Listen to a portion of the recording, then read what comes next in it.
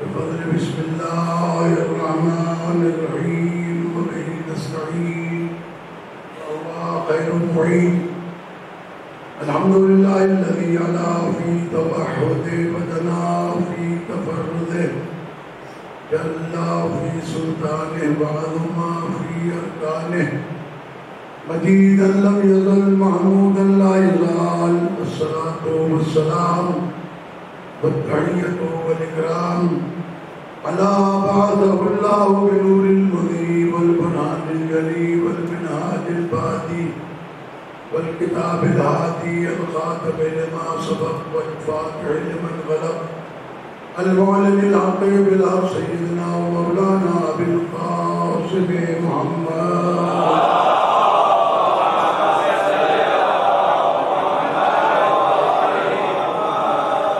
والصلاة والسلام على عترته الأطيبين الأطهرين المعصومين الذين أذهب الله عنهم الرجس وطهرهم تطهيرا.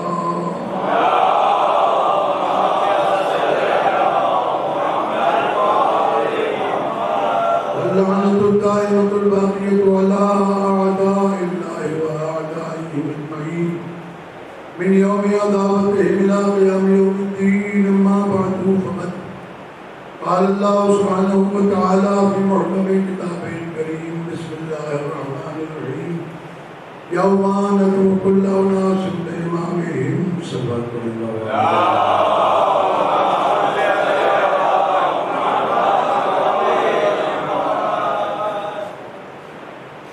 محترم، آج ہماری یہ چوتھی مجلس ہے، قرآن آپ کے سامنے ہے، اور کل میں نے گفتگو جہاں پر اختتام کی تھی وہیں سے بات کو آج آگے بڑھانا چاہتے ہیں. تھوڑا سا آپ کو رحمت ہوگی کہ دو چار جملے میں شروع کے ادا کروں گا تاکہ نیا اور پرانا مجمع کے سامعین اور نئے سامعین سب ساتھ میں مل جائے. مولا کائنات نے ارشاد فرمایا: لا یقاس بآل محمد من هذه الامة احد. اس امت میں سے کسی ایک کو بھی آل محمد پر قیاس نہیں کیا جا سکتا. کوئی ایک ایسا نہیں ہے جو ان کے برابر آ سکتا ہو. لا یقاس بآل محمد. اس کے بعد مولا فرماتے ہیں: لا یصوّى بهم من جرت نعمتهم علیہ. اور کیسے وہ برابر ہو سکتے ہیں آل محمد کے کہ جن پر آل محمد کی نعمتیں جاری ہوتی ہیں. اور اسی سلسلے میں نے ایک جملہ کہا تھا تو شہزادی کو علیہ کہا کہ الحمدللہ علی ما انعم. بتایا وہ نعمتوں والے جنہیں اللہ نے زمین پر نعمتوں والا بنایا ہے. چار قسموں میں سے ایک قسم ہم بھی ہیں جنہیں اللہ نے نعمتوں والا بنایا ہے. اور یہ جملہ کہہ کے شہزادی نے بھرے دربار میں تمام لوگوں کو متوجہ کیا کہ اب سارا دن ساری زندگی بھی قیامت تک سورہ حمد پڑھ کر نمازوں میں اہدنا الصراط المستقیم صراط مانگتے رہو. صراط تمہیں ملنے والی نہیں ہے، اس لیے کہ نعمتوں والوں سے تو تم نے جھگڑا شروع کر دیا.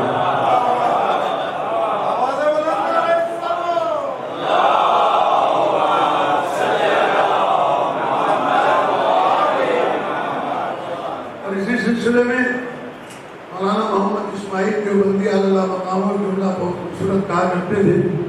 بزرگ حضرات کو شاید جانتے بھی ہو لیکن بچوں کے لیے عرض کیے دیتا ہوں.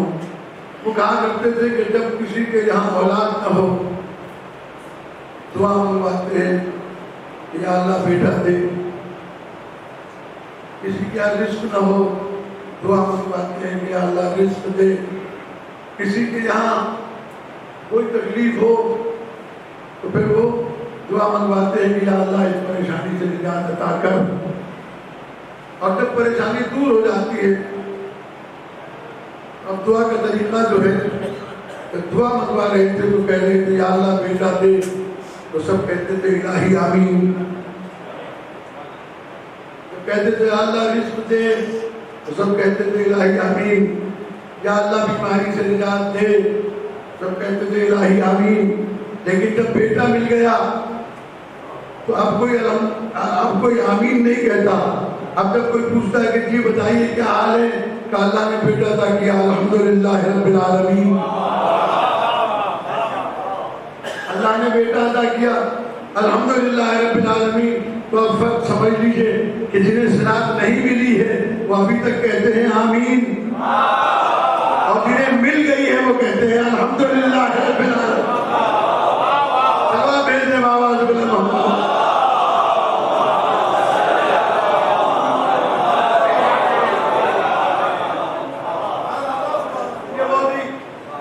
خوبصورت باتیں بزرگان کی ہیں جو مجھے کبھی کبھی یاد آ جاتی ہیں، تو میں عرض کر دیتا ہوں ان کے اشارے ثواب کے لیے. تو یہ فرمایا کہ جن پر نعمتیں جاری ہوتی ہیں آل محمد کی، ان کو آل محمد کے برابر نہیں کیا جا سکتا، اس لیے کہ دینے والا اور لینے والا دونوں برابر نہیں ہوا کرتے ہیں، مانگنے والا اور عطا کرنے والا دونوں برابر نہیں ہوا کرتے. اور اس قسم کی قرآن مجید میں بہت سی جگہوں کے اوپر مثالیں بھی دی گئی ہیں، اور بہت ساری احادیث میں بھی اس کی مثال دی گئی ہے.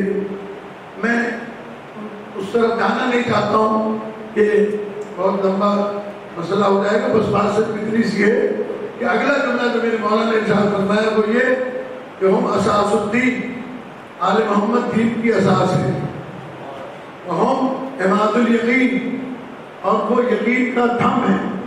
اگر آل محمد کو درمیان سے ہٹا دیا جائے تو پھر یقین نہیں آ سکتا کہ اللہ کیسا ہے بھی کہ نہیں.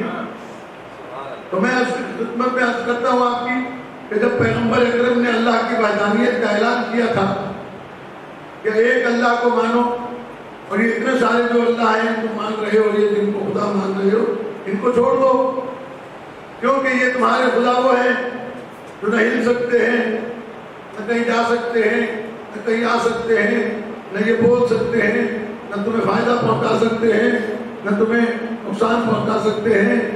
یہ تمہارے بنائے ہوئے بت ہیں، یہ پتھروں کے بت ہیں، یہ پیتل اور تانبے کے بنے ہوئے ہیں، یہ لوہے کے بنے ہوئے ہیں.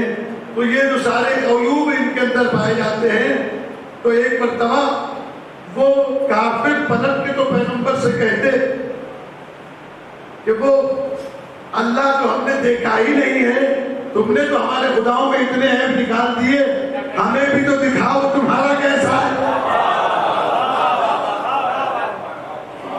لیکن یہ فطری چیز ہے کہ بھئی اگر اس میں عیب ہے تو اس سے اچھی تم دکھاؤ. یہ سارے ہمارے خداؤں کے عیب ہے تو تم اپنا خدا تو بتاؤ وہ کیسا ہے.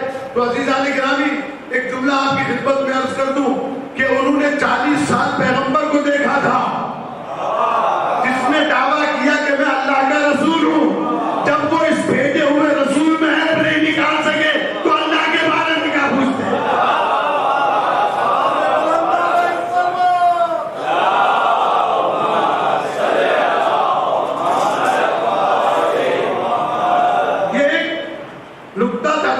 خدمت میں عرض کیا کہ اس طریقے سے بھی یہ صرف اہل بیت علیہ السلام کی ولایت اور مودت کے ذریعے سے سوچا جا سکتا ہے کہ کافروں نے تو عیب نہیں نکالے.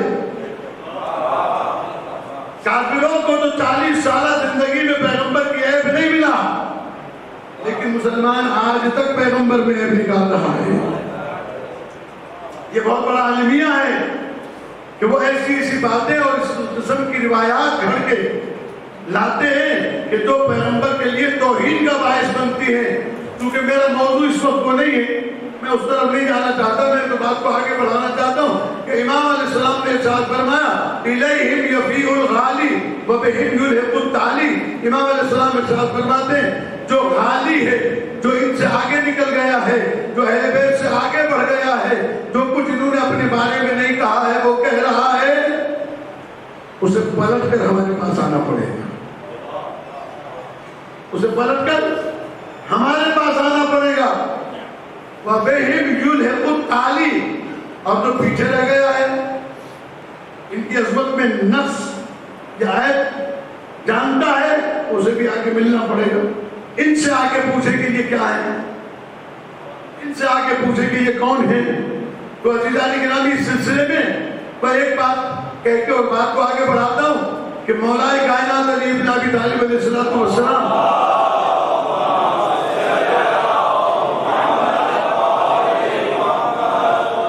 نہج البلاغہ میں اپنا تعارف کراتے ہوئے ارشاد فرماتے ہیں، اہل بیت علیہ السلام کا تعارف کراتے ہوئے، ائمہ اہل بیت علیہ السلام کا تعارف کراتے ہوئے فرماتے ہیں کہ ہم شجرۃ النبوہ ومعدن الرسالہ، یہ نبوت کا شجرہ ہے۔ دیکھیں، ایک ہے نبی کا شجرہ اور ایک ہے نبوت کا شجرہ۔ نبی منصب دار ہے، نبوت منصب ہے،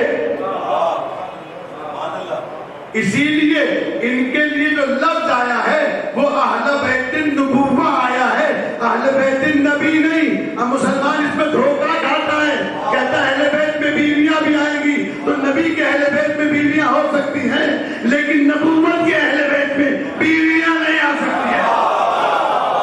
اللہ بیٹے بابا تو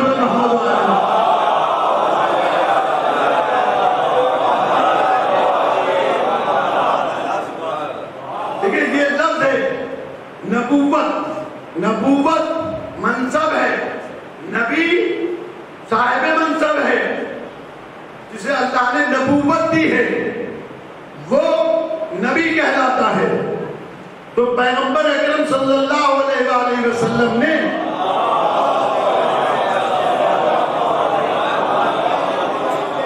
یہ جو نبوت کے اہل بیت ہیں یہ اور ہے، اور جو نبی کے اہل بیت ہیں وہ اور ہیں۔ اسی لیے جب آیت نازل ہوئی انما یرید اللہ لیذهب عنکم الرجس اہل البیت ویطہرکم تطہیرا،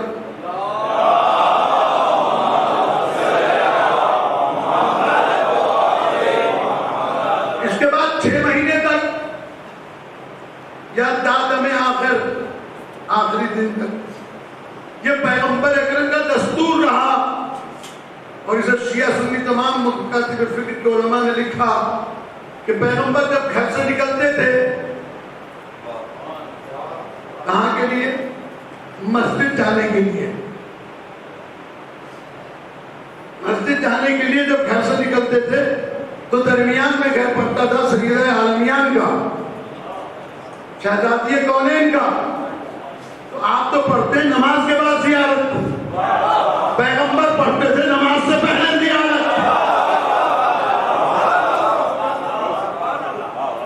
پیغمبر پڑھتے تھے نماز سے پہلے زیارت، تو کہتے ہیں السلام علیکم یا اہل بیت النبوہ، اے نبوت کے اہل بیت تم پر سلام ہو۔ تو یہ نبوت کے اہل بیت پر سلام کر کے پیغمبر نے بتایا جہاں سے میں آ رہا ہوں وہاں نبی کے اہل بیت رہتے ہیں، یہ نبوت کے اہل بیت ہیں۔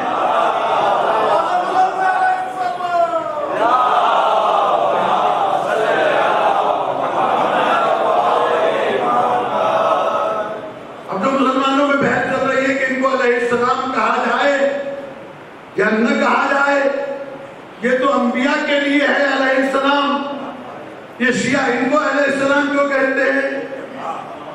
تو عزیزان گرامی، اگر ہم نے کہا ہوتا تو بدعت ہوتی، اگر نبی نے سلام کر کے کہا ہے تو یہ سنت ہے۔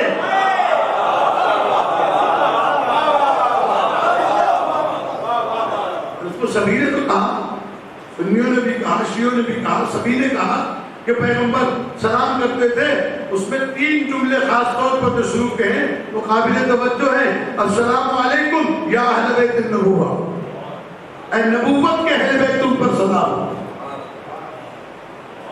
نبوت کے اہل بیت تم پر سلام، ومعدن الرسالہ، اور اللہ کے پیغام کے کان، اللہ کے پیغام کی کان تم پر سلام ہو، ومختلف الملائکہ، اے وہ لوگوں تم پر سلام ہو جہاں فرشتوں کی آمد و رفت رہتی ہے، اے وہ لوگوں جہاں فرشتوں کی آمد و رفت رہتی ہے۔ اسی لیے مسند احمد بن حنبل میں لکھا ہے، امام احمد بن حنبل کے پاس ایک منافق ایک شیعہ کو لے گیا اس کی ہجو اور ہتک کرنے کے لیے، کہنے لگا کہ مجھے یہ بتائیے، امام احمد بن حنبل سے کہا کہ مجھے یہ بتائیے کہ پیغمبر کے پاس جبرائیل کتنی دفعہ آئے؟ کہنے لگے 12,000 دفعہ۔ اسے کچھ نہ ذرا قرآن کی آیتیں تو 6,666 ہیں، اتنی خاموشی سے اگر سنیں گے تو پھر بتایا تھوڑا تھوڑا آپ نزدیک آتے ہیں، دور دور آ کے بیٹھتے ہیں، نزدیک آتے ہیں، ماشاءاللہ درود کا سہارا لے اور قریب آ جائیں۔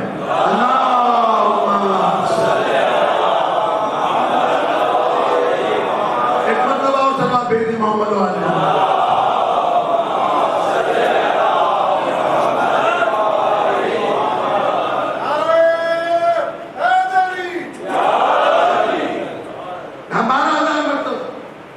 سوال کرنے والے نے سوال کیا، کہنے لگا کہ امام یہ تو بتاؤ قرآن کی آیتیں تو 6,666 دفعہ ہے، یہ 12,000 دفعہ جبرائیل کیا کرنے آتے؟ اس میں سے بھی قرآن کی بہت ساری آیتیں وہ ہیں جو سوروں کی شکل میں آئی ہیں، سورہ کوثر ہے، سورہ الناس ہے، سورہ اللہ، سورہ اخلاص وغیرہ وغیرہ بہت سارے سورے ہیں جو سوروں کی شکل میں آئے۔ تو یہ 6,666 مرتبہ، یہ 12,000 مرتبہ کیسے؟ امام احمد بن حنبل نے کہا کبھی اہل بیت کے کپڑے لے کے آتے تھے، کبھی جھولا جلانے آتے تھے، کبھی چکی پیسنے آتے تھے، تو اب کھسیانا ہوا تو کہنے لگا یہ بتاؤ کہ پیغمبر کے پاس تو 12,000 دفعہ آئے، یہ جو شیعہ علی علی کرتے ہیں ان کے علی کے پاس کتنی دفعہ آئے؟ اب اگر آپ بیدار بیٹھے تو میں اگلا جملہ کہوں، امام احمد بن حنبل سے جب اس نے کہا کہ یہ شیعہ علی علی کرتے رہتے ہیں ان کے علی کے پاس کتنی دفعہ آئے، تو امام احمد بن حنبل نے کہا علی نبی کے پاس آئے 12,000 مرتبہ، علی کے پاس آیا 24,000 مرتبہ۔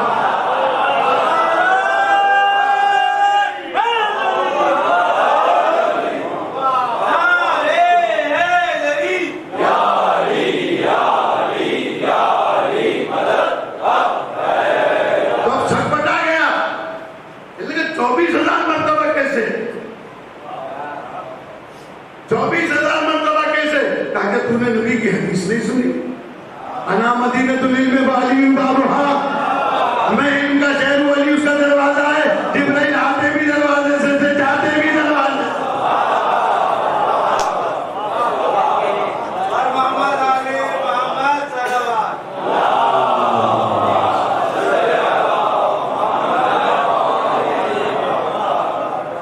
اور اب میں آپ کی خدمت میں عرض کر دوں کہ خود اس کو قرآن مجید میں بھی بیان کیا گیا، وَآتُوا الْبُيُوتَ مِنْ أَبْوَابِهَا، اور گھروں میں آؤ ان کے دروازوں سے، ادھر ادھر سے نہ آؤ، گھروں میں آؤ دروازوں سے۔ اور نہج البلاغہ میں امیر المومنین نے فرمایا نحن ابواب اللہ، ہم اللہ کا دروازہ ہے معرفت کا، اگر اللہ تک پہنچنا ہے تو دروازے پر آنا پڑے گا۔ وَمَنْ أَتَى مِنْ غَيْرِ أَبْوَابِهَا سُمِّيَ سَارِقًا، تو دروازہ چھوڑ کر کسی اور راستے سے جانا چاہے گا چور کہلائے گا۔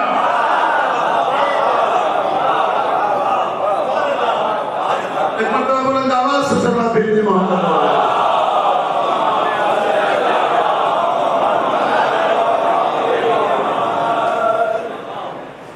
یہ دروازے ہیں 14 کے 14 اللہ کی معرفت کے ابواب ہیں۔ جب تک معرفت کا دروازہ نہیں کھلے گا اس وقت تک کیسے پہچان ہوگی کہ اللہ کہاں ہے؟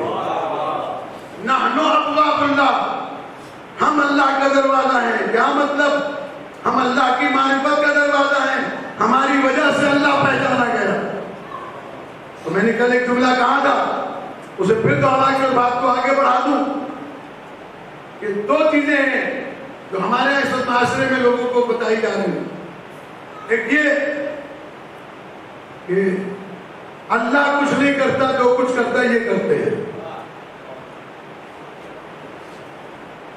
اللہ فارغ ہو چکا، اللہ باللہ۔ بہت سارے لفظ بولے جاتے ہیں، مجھے وہ سارے لفظ بولنے بھی نہیں ہیں، تہذیب ممبر کے بھی خلاف۔ میں صرف آپ کو بتانا چاہتا ہوں کہ شرک کے 3 قسمیں ہیں: شرک فی العبادت، شرک فی الذات، شرک فی الافعال۔ نہ اس کی ذات میں کوئی شریک، نہ اس کی ذات میں کوئی شریک، نہ اس کے افعال میں کوئی شریک، اور نہ ہی اس کی عبادت میں کوئی شریک۔ اس کے ساتھ شریک کر کے عبادت نہیں کی جا سکتی۔ اب خود قرآن مجید میں اللہ نے کہا ان المساجد للہ فلا تدعوا مع اللہ احدا، مسجدیں اللہ کے لیے ہیں اور اللہ کے ساتھ شریک کر کے کسی کو نہ بلاؤ۔ تو جو اللہ کے ساتھ شریک کر کے بلائے گا وہ مشرک ہوگا، لیکن جو اللہ کی مدد سمجھ کے بلائے گا، اس لیے کہ پیغمبر نے اللہ سے مدد نہیں مانگی۔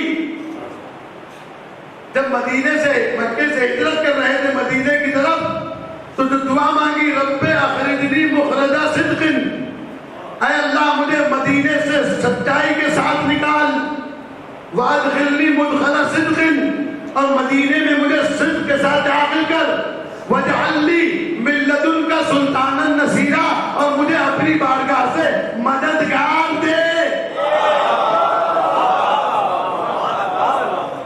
یا اللہ مدد نہیں کہا،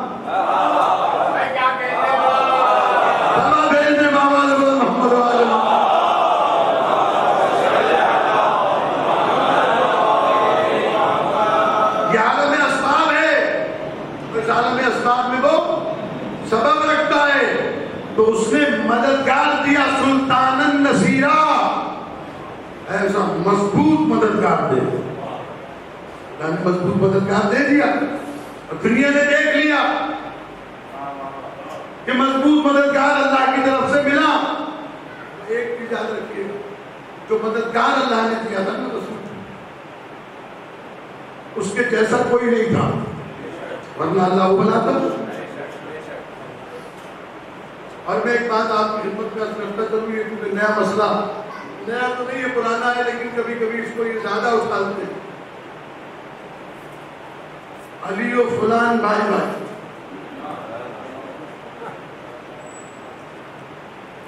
بقول علامہ رشاد الجوادی کے انہیں تو قافیہ بھی ملانا نہیں آتا۔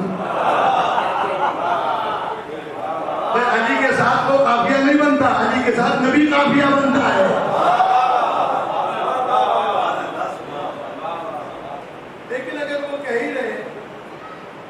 ہمارے بچوں کو پریشانی ہوتی ہے، ہمارے جوانوں کو پریشانی ہوتی ہے، تو ہم سے آگے پوچھتے ہیں اس کا جواب کیا ہے؟ جگہ جگہ پوسٹر لگے، میں نے اس کا جواب بڑا آسان ہے۔ تاریخ سیرت النبی، تاریخ اسلام لے جا کر دکھا دیجئے کہ پیغمبر نے اپنی زندگی میں 4 مرتبہ اپنے ملاقات کیا ہے۔ کتنی مرتبہ؟ 4 مرتبہ۔ اب وہ تفصیل میں عرض نہیں کرنا چاہتا۔ ایک مرتبہ دعوت العشیرہ میں علی کو بھائی بنایا،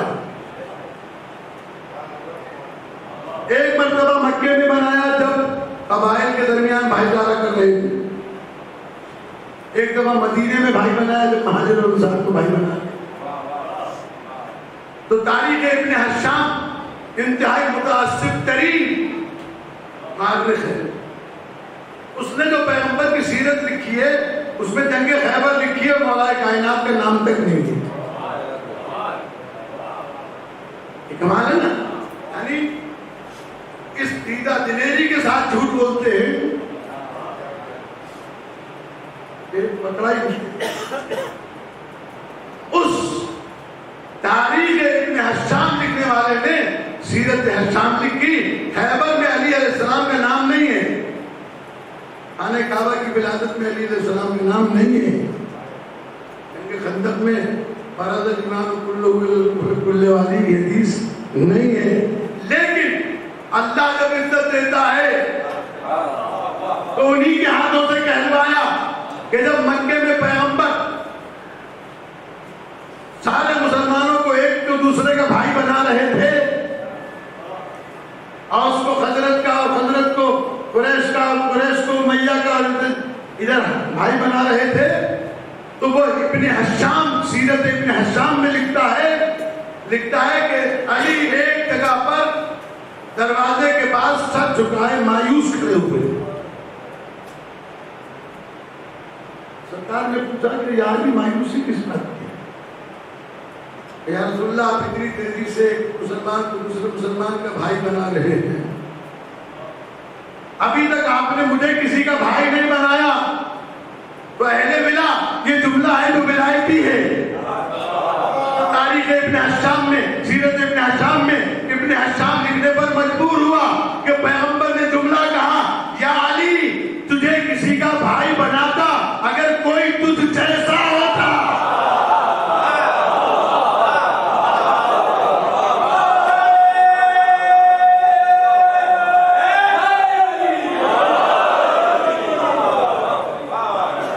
یہ جملہ نہ ہو، میں ذمہ دار ہوں، میں بغیر ذمہ داری کی بات نہیں کرتا. میں پڑھ لکھ کے، اگر کوئی تجھ جیسا ہوتا، یہ صحابہ کے مجمع میں پیغمبر نے کہا، اگر کوئی تجھ جیسا ہوتا. اور یہی جملہ مدینے میں، جب مدینے میں انصار کو مہاجرین کا بھائی بنا رہے تھے، وہاں پر بھی سیرت ابن حشام والے نے لکھا کہ علی ایک جگہ افسردہ کھڑے ہوئے تھے، تو پیغمبر نے بلا کے کہا، یا علی تم افسردہ کیوں ہو؟ کہ اس لیے یا رسول اللہ کہ آپ نے ایک کو دوسرے کا بھائی بنا دیا، مجھے کسی کا بھائی نہیں بنایا. کہا اگر کوئی تجھ جیسا ہوتا تو میں بھائی بناتا. تو آپ مجھے جملہ کہنے کی اجازت دیجیے، جب اس معاشرے میں کوئی علی جیسا نہیں تھا تو محمد جیسے کیسے ہوتا؟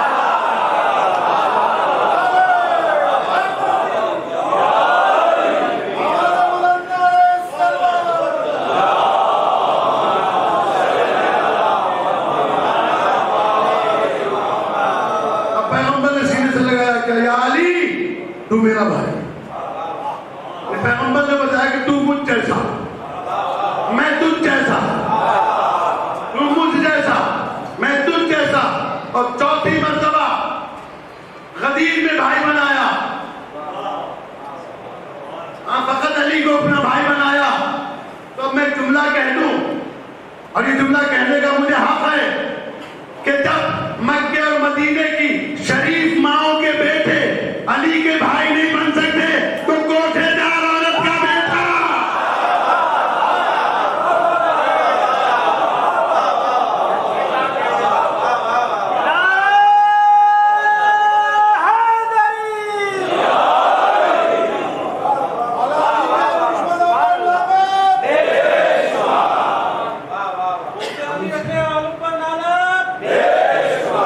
اور محمد و آل محمد بلند صلوات.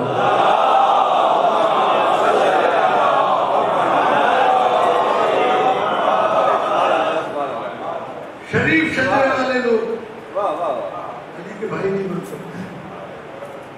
جھنڈے دار عورت کا بیٹا علی کا بھائی کیسے بن جائے؟ اور ہم یہ کام کرتے نہیں ہیں.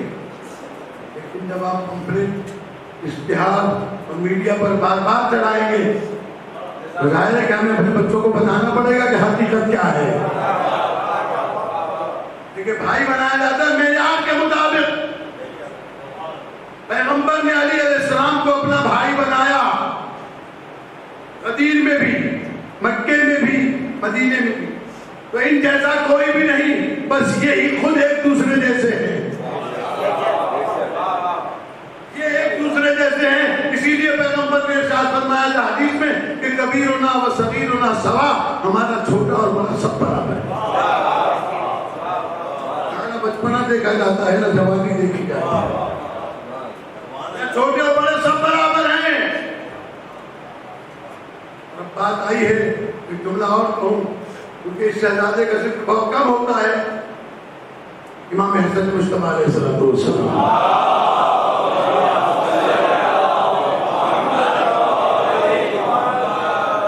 میری کوشش ہوگی انشاءاللہ یہ جو ولایت کی معرفت کے حوالے سے گفتگو ہوگی، کیونکہ سب سے بڑا مسئلہ ہمارا ولایت تکوینیہ کا ہے. اس سے لوگ اپنے لوگوں کے عقائد خراب کرتے ہیں. تو اللہ کے کام میں کوئی شریک نہیں، لیکن جو اللہ کے کام ہیں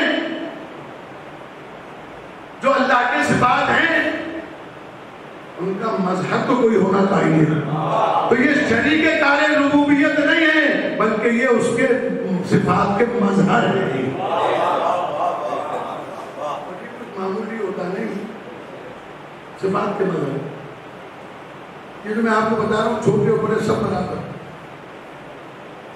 سرکار ختمی مرتبت کے مثال کے بعد, شہادت کے بعد صحابی آیا, کہنے لگا اللہ کے رسول نے مجھ سے وعدہ کیا تھا کہ اگر اپنے قبیلے کے 80 آدمی مسلمان کر کے آئے گا تو میں تجھے 80 اونٹ دوں گا. چاہیے ساری تاریخ کو لکھ کر کتنے دوں گا؟ 80 اونٹ. اور 80 اونٹ بھی عام اونٹ نہیں, مخصوص نسل کے اونٹ, سرخ رنگ کے, کوہرے کوہان والے, ایسی آنکھیں اور ایسے کان. اس کی نسل بھی بہت کم پائی جاتی ہے, بہت مہنگا. اور زمانے میں تو سمجھ لیجیے کہ وہ زمانے کی مرسیڈیز مانگ رہا ہے. مثال کے طور پہ یہی کہہ سکتا ہوں, مہنگا ترین اونٹوں کی نسل میں سب سے مہنگا وہ پیغمبر وعدہ کیا. پیغمبر کی تو رحلت ہو گئی, کیا ہوگا؟ کون ہے جانشین؟ جب وہاں گئے انہوں نے کہا ہمارے پاس تو اتنے پیسے بھی نہیں کہ روٹی سے نہیں کھا سکے, وہ کہاں سے لائیں گے؟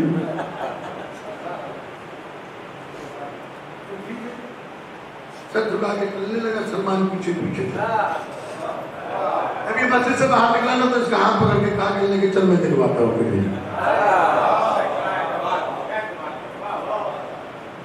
منا اہل بیت کی منزل پہ آیا, معمولی آدمی تو نہیں ہے. لے آئے مولا کائنات کے دروازے پر. مولا بیٹھے تھے, شہزادے بھی ساتھ میں بیٹھے ہوئے تھے. سلمان نے کہا کہ یہ دعوے دار ہے کہ رسول نے وعدہ کیا. رسول نے وعدہ کیا تھا 80 اونٹ دوں گا. یہ اونٹ لینے آیا ہے. مولا کائنات نے کہا حسن اللہ کا وعدہ پورا کر. خود بھی کر سکتے تھے نا, یہ تو 5 سال کے بچے سے کہہ رہے ہیں.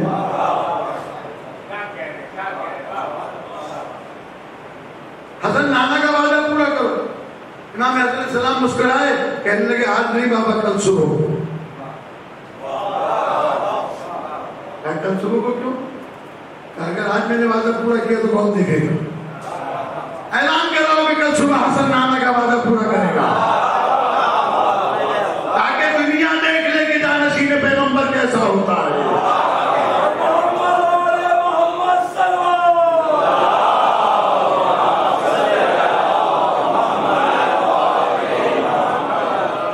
اگلے دن اعلان ہو گیا, شام تک پورے مدینے میں منادی ہو گئی کہ کل صبح کو امام حسن مجتبیٰ نانا کا وعدہ پورا کریں گے.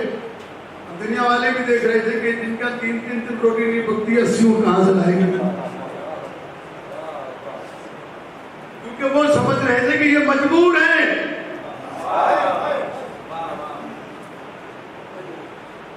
صبح ہوئی, نماز فجر سے لوگ فارغ ہوئے, چلے امام حسن مجتبیٰ.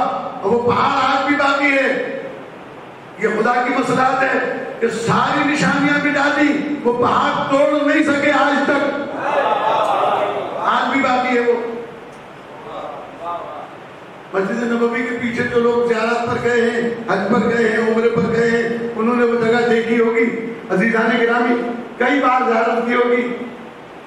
وہ اتنا سخت پہاڑ ہے کہ نہ وہ ان کے گرنیٹر سے ٹوٹا, نہ ان کے ہتھوڑوں سے ٹوٹا, نہ ان کی مشینری سے ٹوٹا. آخر مجبور ہو کر اسے چھوڑ دیا. مولا امام حسن وہاں گئے, 2 رکعت نماز پڑھی. مولا ایک تو یہ آپ پر نماز واجب نہیں ہے, نماز تو پڑھ. اور پھر یہ کہ ابھی مسجد سے آ رہے ہیں آپ نماز پڑھ کے, تو پھر کیوں پڑھ رہے ہیں؟ تو عجب نہیں کہ مولا امام حسن مجتبیٰ جواب دیں کہ اس لیے پڑھ رہا ہوں کہ لوگوں کے ایمان خراب نہ ہو.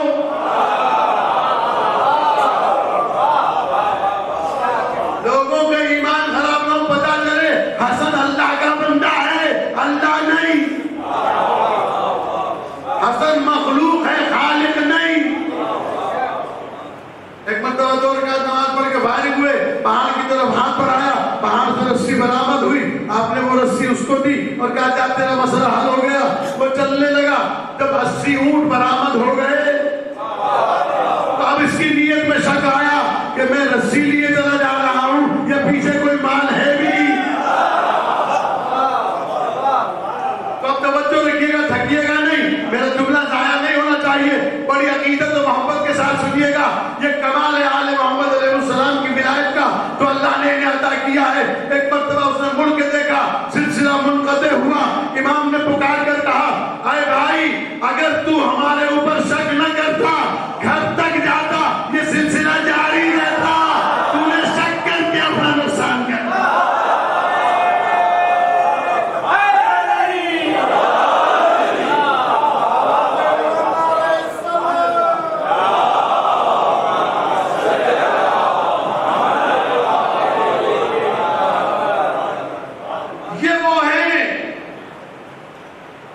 لہم، ان کے لیے کیا ہے؟ لہم خصائص حق الولایہ، ان کے لیے ولایت کے حق کی تخصیص ہے، مخصوص ہے ان کے لیے ولایت، اللہ نے ان کو مخصوص کیا ہے ولایت کے لیے۔ وفیہم الوصیۃ والورثہ والوراثہ، ان کے لیے وصیت بھی ہے اور وراثت بھی ہے۔ وصیت کے سلسلے میں نے کل عرض کیا تھا، پیغمبر نے فرمایا ان کی تارک فیکم الثقلین، ان کے لیے فرمایا فمن اراد ان یحیی حیاتی ویموت موتی ویدخل جنۃ الخلد التي وعدنی ربی فلیتول علی بن ابی طالب، جو مجھ محمد کی طرح زندہ رہنا چاہے، میری طرح دنیا سے جانا چاہے اور اس جنت میں رہنا چاہے جس کا میرے رب نے مجھ سے وعدہ کیا ہے، اسے چاہیے کہ وہ علی کی ولایت کا اعلان کرے۔ کیوں؟ علی علیہ السلام کی ولایت کے حوالے کیوں کر رہے ہیں؟ اس لیے کہ سزادار بھائی ہیں، اس لیے کہ داماد ہیں؟ نہیں، نہ بھائی کی حیثیت سے نہ داماد کی حیثیت سے، اس وراثت کی حیثیت سے کہ میرے بعد جو وارث ہوگا وہ علی ابن ابی طالب ہوگا، اور علی ابن ابی طالب کو وارث اس لیے بنا رہا ہوں، اس لیے وارث بنا رہا ہوں لأن لن يدخلكم في الضلالة ولن يخرجكم من هدى، اگر تم علی سے وابستہ ہو گئے تو میں محمد ضمانت دے کے جاتا ہوں، علی تمہیں ہدایت سے باہر جانے نہیں دے گا، گمراہی میں داخل ہونے نہیں دے گا۔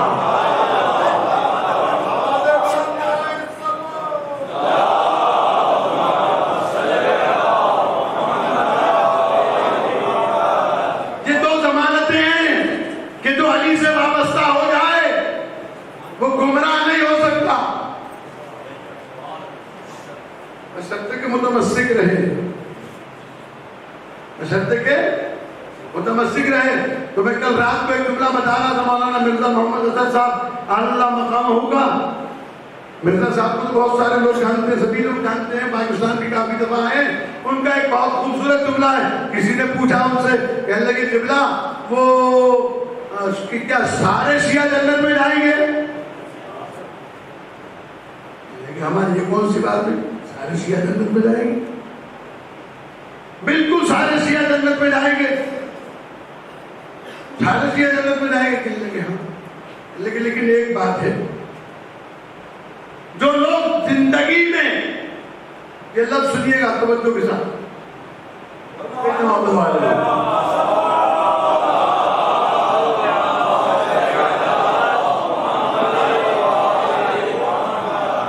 یہ مولا کائنات کے بارے میں ہوں، اور اتنا مطلب میں سمجھتا ہوں اس سے زیادہ سادہ لفظ کوئی مل نہیں سکتا جیسا انہوں نے سمجھا دیا۔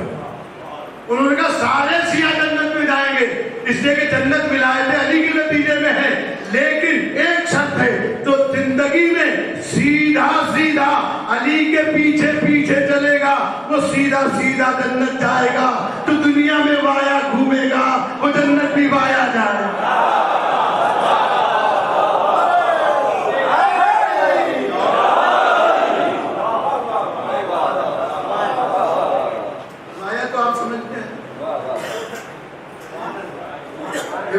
کے ساتھ وائے، یہ انگلش کا وایا ہے. وایا ہم جاتے ہیں مثلاً حج کے لیے، عمرے کے لیے، سب فلائٹ ہم نے لی قطر، ہم نے دی وایا قطر جائے. یہ ڈائریکٹ لے کے نہیں جائے گا، لے کے جائے گا یہ، لیکن یہ وایا جائے گا. اگر امارات سے گئے وایا ایمریٹ، وایا دبئی جائے گا. تو یہ جو وایا ہے اس میں کئی گھنٹے لگ جاتے ہیں، لیکن وہاں تو ایئرپورٹ پہ آپ کو بڑی سہولتیں میسر آتی ہیں. یہ جہاز کا وایا بھی بڑا خوبصورت ہوتا ہے، لیکن جو علی کو چھوڑ کے وایا گھوما ہے وہاں جنت میں وایا جائے گا، یہ بڑا مشکل ہے. اسی لیے مولا نے کہا بھائی برزخ کا سفر تم خود لے کے آنا، محشر میں تمہیں ہم شفاعت سے بچا لیں گے.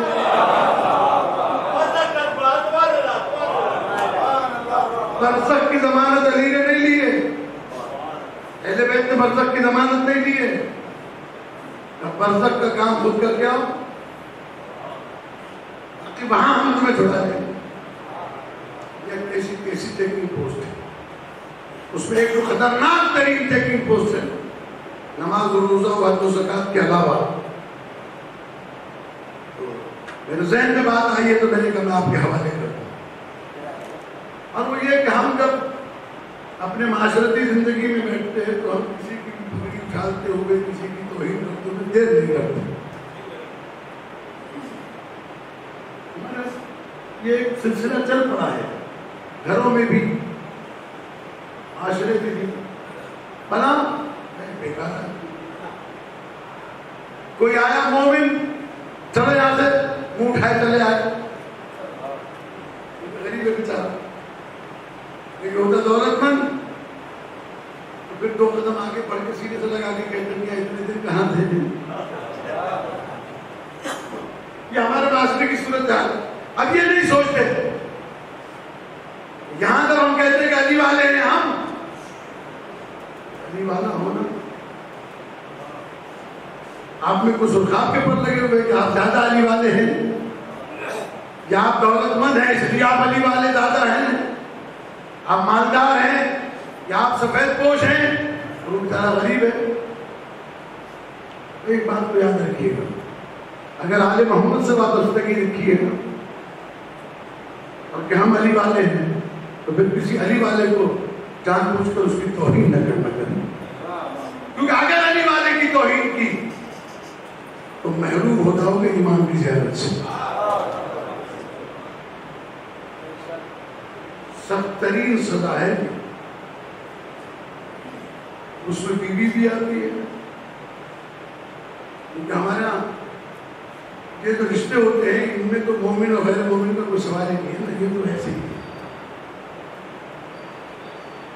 یہ بات یاد رکھیے گا، علی علیہ السلام اور اہل بیت علیہ السلام کو اپنے چاہنے والوں کی بڑی قدر ہے، بڑی عزت ہے، بڑا احترام ہے. اور اسی لیے زیارت پر جانے والے مومنین جو پرانے زمانے میں جاتے تھے، آج سے 40-50 سال پہلے، 40 سال پہلے، 30 سال پہلے کیا کرتے تھے؟ 3-4 مہینے پہلے سے چچا سے معافی، بھائی سے معافی، عزیزوں سے معافی. کیا ہوا؟ کہ زیارت پہ جا رہا ہوں، مجھے معاف کر.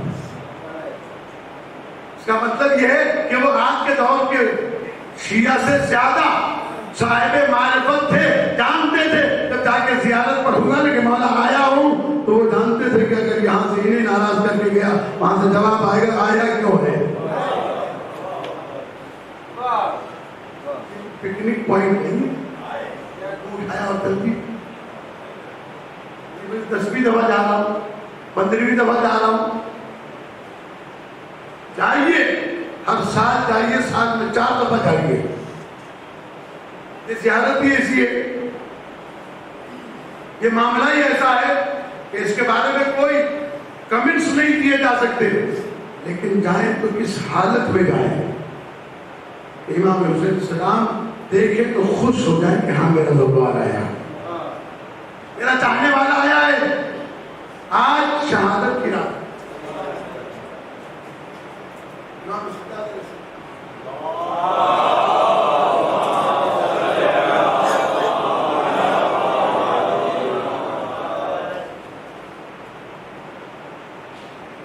چونکہ یہ عشرے کی وجہ سے امام سرکار علیہ السلام کی گفتگو کم ہو پاتی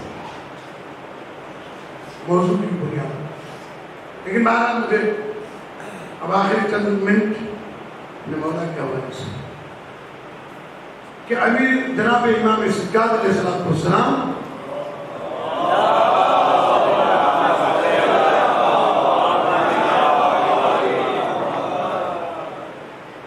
کس قدر مصیبت میں دن گزارے ہیں۔ جب دربار شام میں آئے اور یزید نے اپنے خطیب سے کہا کہ جاؤ منبر پہ اور ہمارے خاندان کے فضائل بیان کرو، اس نے جو جھوٹ جتنا بک سکتا تھا بکا، تھک کے اتر آیا۔ امام سجاد علیہ السلام نے فرمایا یا یزید اذن لی ان اصاب هذه الاوان، یہ خطبہ میں ہر سال پڑھتا ہوں، ادھر یزید اجازت دے کہ میں بھی لکڑی کے ٹکڑوں بتا کر کچھ کہوں۔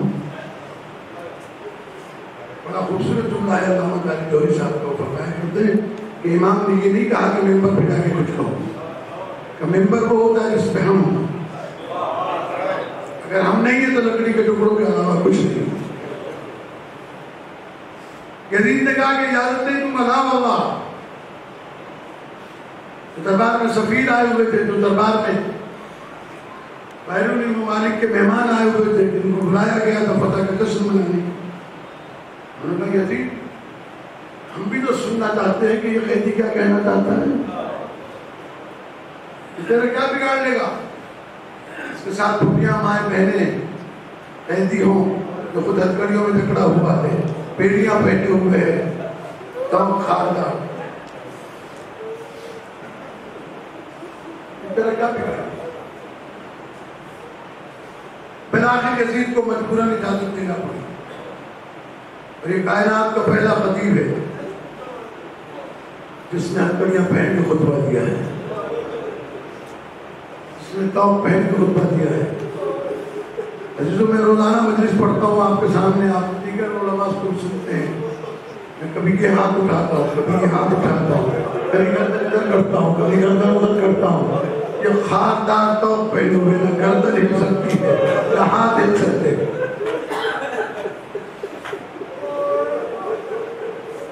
حضرت اللہ مولا آپ کے سوائے میں حسین کے کسی کو بولا ہے، یہی حق مودت ہے۔ امام سجاد علیہ السلام منبر پہ آئے، خطبہ دیا، اللہ کی حمد کی، پیغمبر کی ثنا کی، اس کے بعد فرمایا میں وہ ہوں جسے حل اور حرم پہچانتے ہیں، مجھے کعبے کی سرزمین پہچانتی ہے، مجھے حجر اسود پہچانتا ہے، مجھے صفا و مروہ پہچانتے ہیں، میں اس کا بیٹا ہوں جسے رونا رونا کر قتل کیا ہے، میں اس کا بیٹا ہوں جسے 3 دن کا پیاسا دبا دیا گیا۔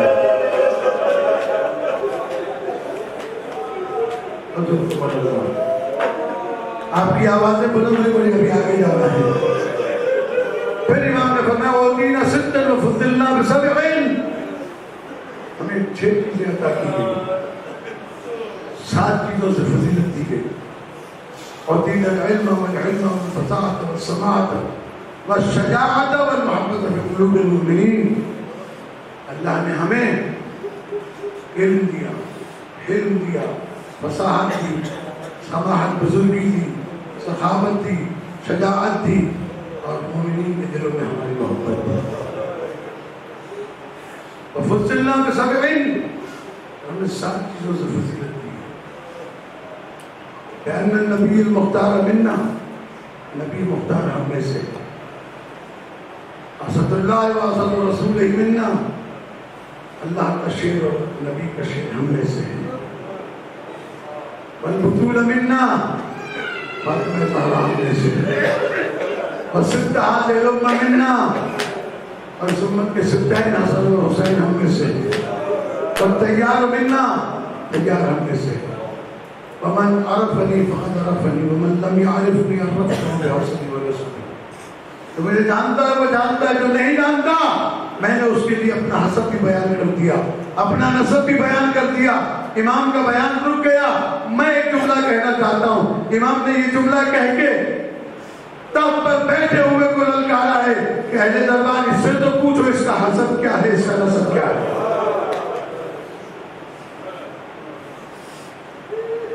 جانی گرامی مسائل تو بہت سارے ہیں۔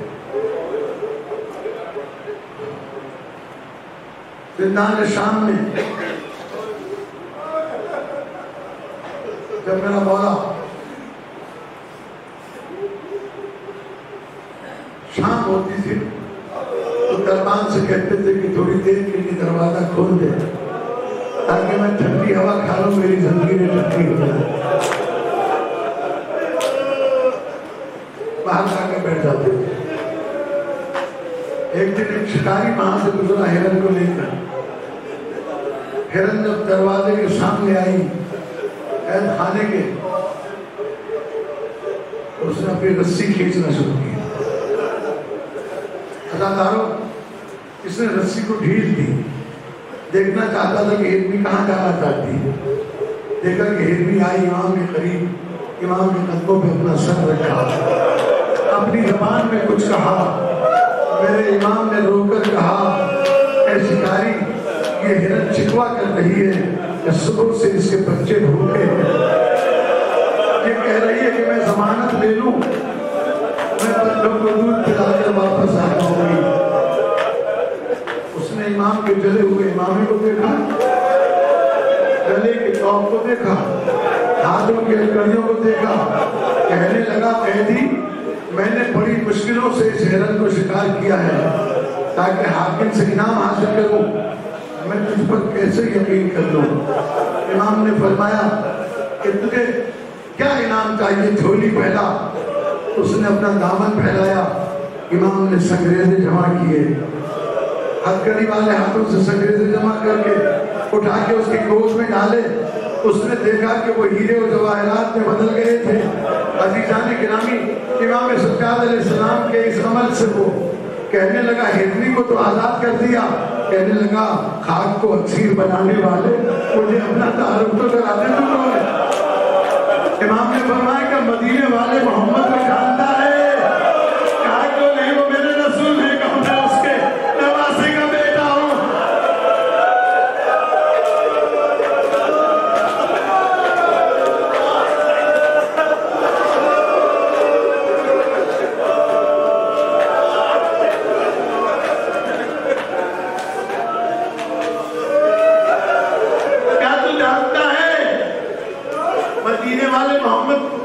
رسول ہے، کیا تو علی مرتضیٰ کو جانتا ہے؟ کہا وہ میرے، آپ کا کیا تعلق ہے ان سے؟ کہا وہ میرے دادا ہیں۔ کہا فاطمہ زہرا کو جانتا ہے؟ کہا نبی زادی ہے۔ کہا کہ میں نبی زادی کا پوتا ہوں، میں علی ابن الحسین ہوں، میں اس کا بیٹا ہوں جسے اللہ کر قتل کیا گیا، میں اس کا بیٹا ہوں جسے 3 دن کا پیاسا ذبح کیا گیا۔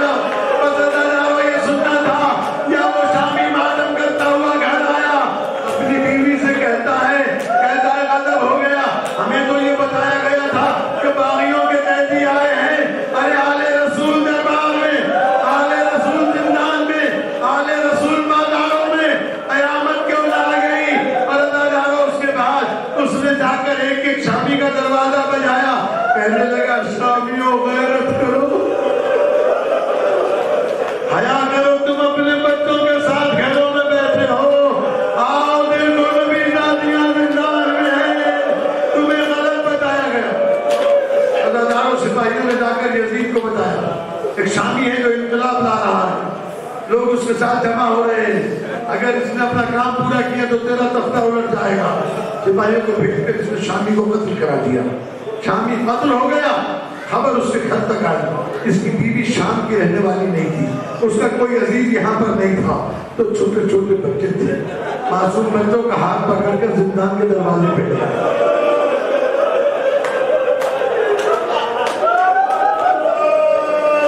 بچوں کا ہاتھ پکڑ کر زندان کے دروازے پر لے آئی. ہاتھوں کو جوڑ کے کہتی ہے ہیرنی کے بچوں پر رحم کرنے والا, تمہاری محبت میں میرے شوہر کو قتل کر دیا گیا. یہ بچے یتیم ہو گئے. امام کھڑے ہوئے, ہتھکڑی والے ہاتھ اٹھائے, کہا معبود تجھے واسطہ ہماری غربت کا, تجھے واسطہ ہماری اسیری کا. ان بچوں کے باپ کو واپس کر دے, تجھے زندہ کر دے. ازادار شامی دوڑتا ہوا آیا. بچے دوڑ کر باپ سے لپٹ گئے. بس ایک جملہ کہتا ہوں عزیزان گرامی, مولا اسی زندان میں سکینہ تڑپ رہی ہے, آواز دے رہی.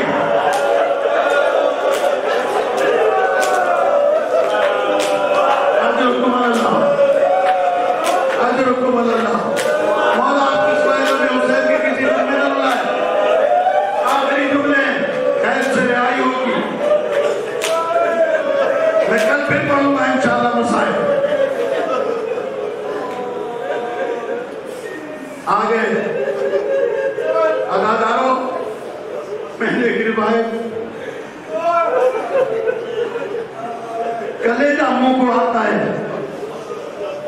امام نے ایک مرتبہ اصحاب کے درمیان بیٹھے ہوئے تھے, وضو کا وقت ہو گیا. امام نے وضو کیا مسئلے کے لیے. جب سر سے امامہ اتارا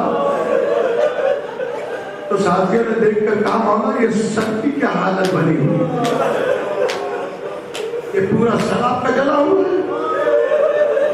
سننے کیا ذرا ہو. امام نے روک کر کہا جب ہم بازار کوفہ و شام سے گزرے کتنے انگارے ہم پر برسائے گئے, ہاتھ ہمارے بندھے ہوئے تھے, ہم کسی طریقے سے اپنے سر کو نہ بچا سکے. صحیح انگارے دہک دہک کر یہیں بجھ جاتے.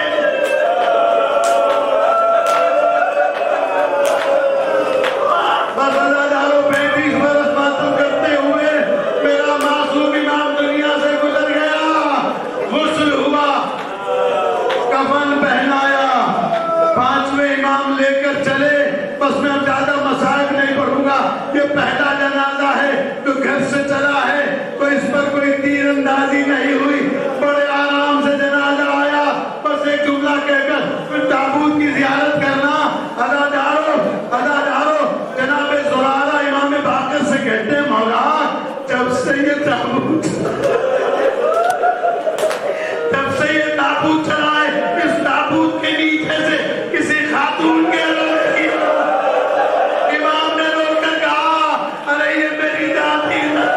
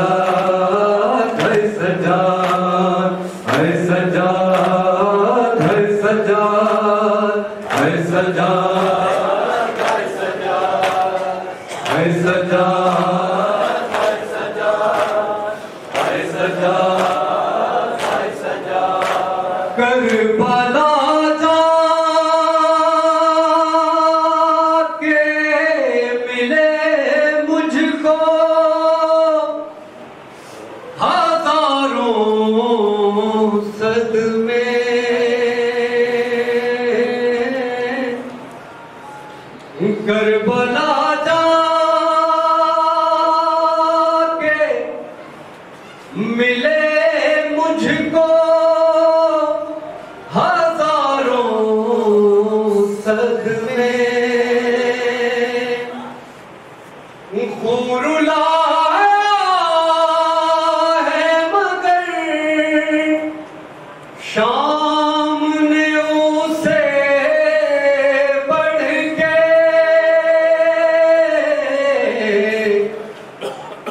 مجمع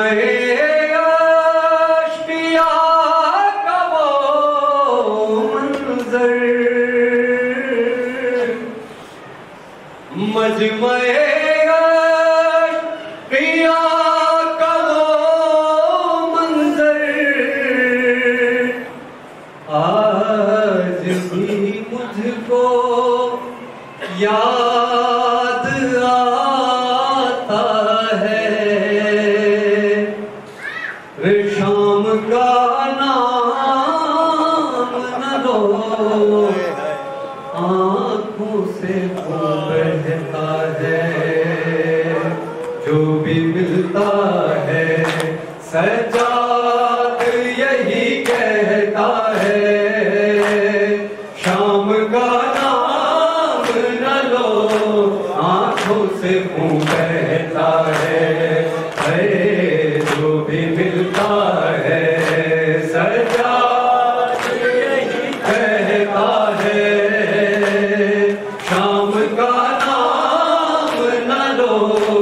آنکھوں سے منہ بہتا ہے، بیردہ شام کیوں گئی زینب، بیردہ شام کیوں گئی زینب، ہم یہ سجاد کو رلاتا ہے، شام کا نام نہ لو آنکھوں سے منہ بہتا ہے، جو بھی ملتا ہے سجاد یہی کہتا ہے، شام کا نام نہ لو آنکھوں سے منہ بہتا ہے،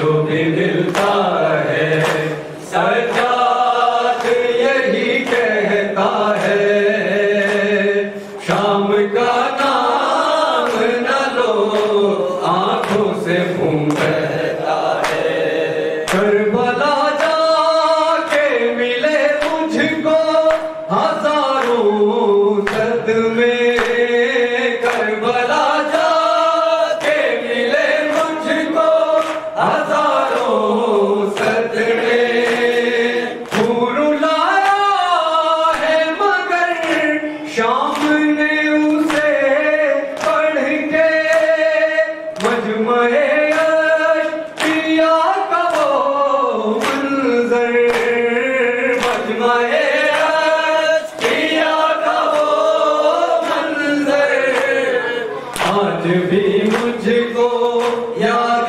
آتا ہے، شام کا نام نہ لو آنکھوں سے منہ بہتا ہے، جو بھی ملتا ہے سجاد یہی کہتا ہے، شام کا نام نہ لو آنکھوں سے منہ بہتا ہے، جو بھی ملتا ہے سجاد یہی کہتا ہے، شام کا نام نہ لو آنکھوں سے منہ بہتا ہے، سر شہیدوں کے وہ نیزوں پہ دکھاتے تھے ہمیں، سر شہیدوں کے وہ نیزوں پہ دکھاتے تھے ہمیں، کر کے توہین سروں کی وہ رلاتے تھے ہمیں، میں نے جو شام میں سہے لوگوں، میں نے جو شام میں سہے لوگوں، کوئی کیا ایسے درد سہے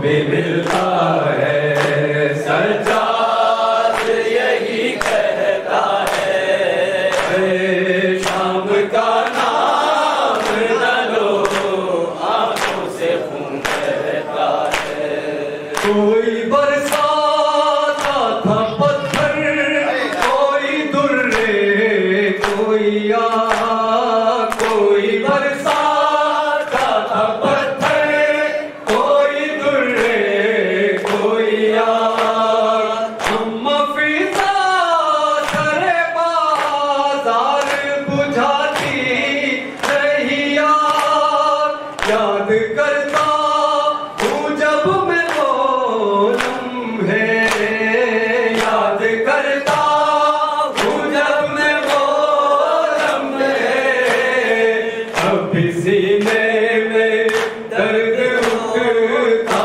ہے شام کا نام نہ لو آنکھوں سے خون بہتا ہے اے جو بھی ملتا ہے سجاد یہی کہتا ہے شام کا نام نہ لو آنکھوں سے خون بہتا ہے پھر شام کیوں گئی زینب پھر شام کیوں گئی زینب تم یہ سجاد کو رلاتا ہے شام کا نام نہ لو آنکھوں سے خون بہتا ہے اے جو بھی ملتا ہے سجاد یہی کہتا ہے شام کا نام نہ لو آنکھوں سے خون بہتا ہے اے سجاد اے سجاد اے سجاد اے سجاد اے سجاد اے سجاد اے سجاد اے سجاد اے سجاد اے سجاد اے سجاد اے سجاد